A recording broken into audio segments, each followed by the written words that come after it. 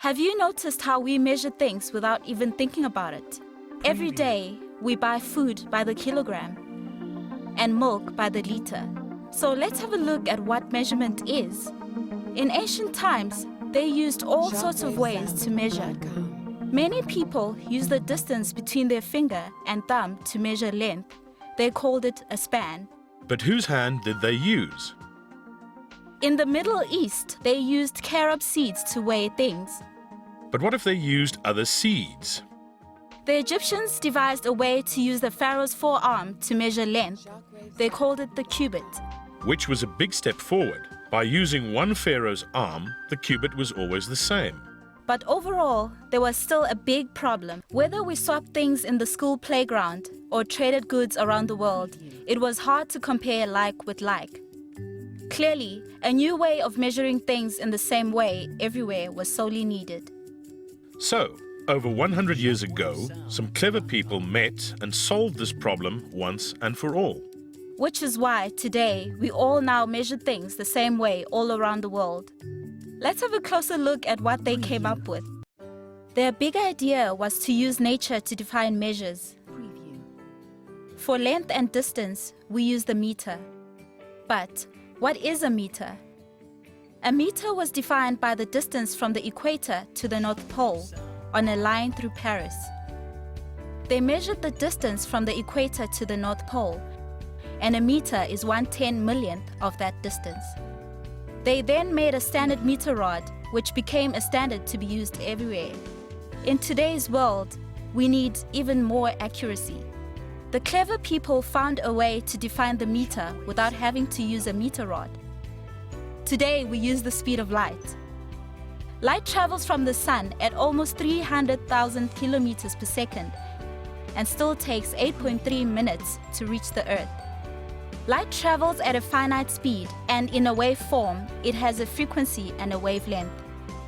A laser light has only one frequency, which means that we can use a laser light to measure the meter.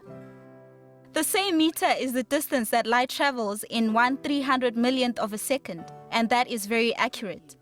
We use the kilogram to measure weight, or to be more accurate, mass.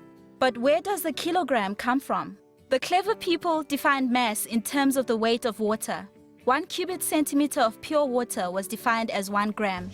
1,000 of these cubic centimeters of water, that is a cube of 10 times 10 times 10, is the same as 1,000 grams and defines 1 kilogram. And that in turn means that a kilogram is the same weight as a liter of pure water. Wow! We use the second to measure time. But what is a second?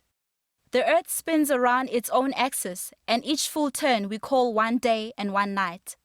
1 revolution divides into 24 hours.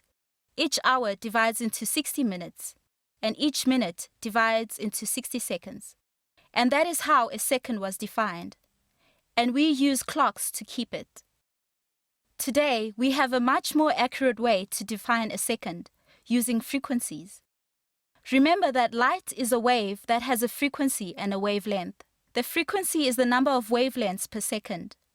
And if you have a wave with a specific frequency, we can use that to measure the second, and therefore, time. The clever people found that if you apply energy, for example electricity, to a cesium atom, it emits a wave at a specific frequency, and that can be used to define a second of time. The same principle is used by your digital watch, cell phone, and computer. They keep time by checking with the cesium atomic clock via the internet or cell network.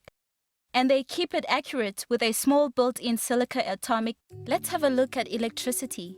If you don't have it, then there's a problem. So, what is electricity? It is simply the flow of charged particles, for example, electrons. When the electrons flow, it is called an electrical current. The rate of electron flow, or current, is measured in ampere, sometimes shortened to amps. And the electricity that flows in your home is rated at 10 to 15 amps. But is all electricity the same? No, of course not. Lightning, for example, flows at up to 300,000 amps, which is enough to power 24,000 kettles. And it is this greater flow of charged particles that makes lightning so dangerous. Preview.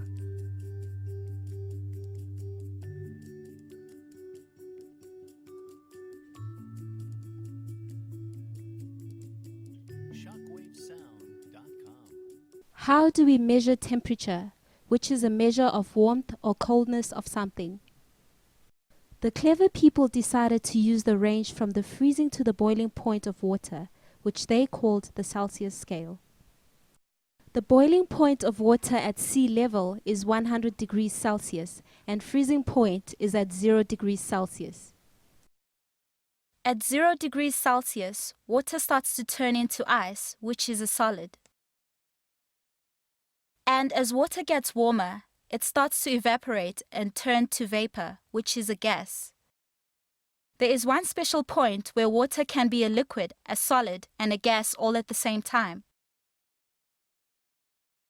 This is just above freezing point and is called the triple point of water.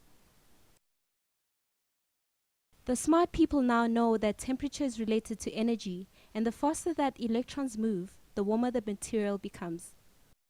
And the point where electrons stop moving also becomes the coldest point that you can get anywhere in the whole universe. This is absolute zero and is referred to as 0 Kelvin.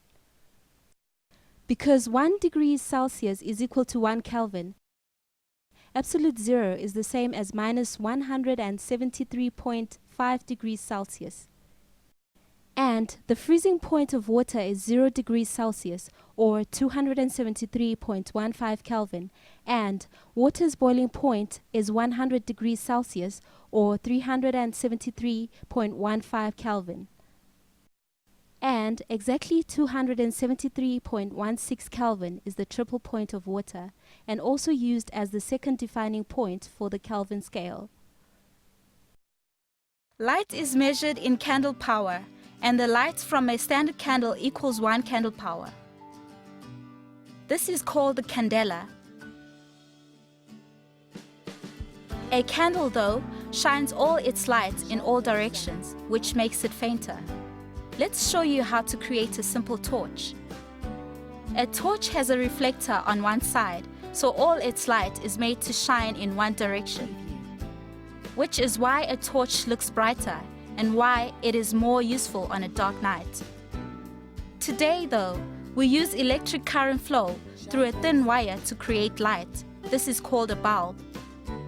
But we still use the candela to tell us how bright the bulb will be. The last unit describes the amount of substance, and it is called a mole. It is used by chemists to tell you, for example, how much fluoride is in your toothpaste. So how is the mole unit defined? You've been told that all things are made up of molecules and atoms. Charcoal, for example, is made up of carbon atoms. So is diamond, which is also pure carbon. By the way, living things like you and I also have lots of carbon in us. The mole then is defined as the number of atoms in 12 grams of carbon. And it's big, very big. 602,214 trillion big. This is called the Avogadro's number.